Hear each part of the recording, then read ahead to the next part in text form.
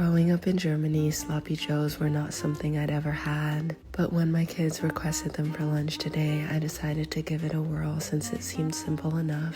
I started by making my brioche burger buns, blooming my yeast, combining that with some flour, sugar, salt, butter, eggs, and letting that come together. I kneaded my dough until it was smooth before letting it rise for a couple hours, and while that was doing its thing, I prepped my onions and parsley. I also ran out of my barbecue sauce, so I just made some really quick. I combined apple cider vinegar, homemade ketchup, mustard, paprika, salt, and a few other things before letting that come to a simmer on the stove. I let that simmer for about 45 minutes while I divided my dough, shaped them into buns, and let those rise for another 45 minutes. Right before they were ready to go into the oven, I brushed them with my egg whites and baked them for about 17 minutes. In the meantime, I seared off my ground beef in some garlic oil. Once it looked about ready, I added in my onions, my barbecue sauce, and let that simmer for 15 minutes. And while that was getting to know each other, I pulled out my buns, brushed them with some butter, and then it was time to assemble.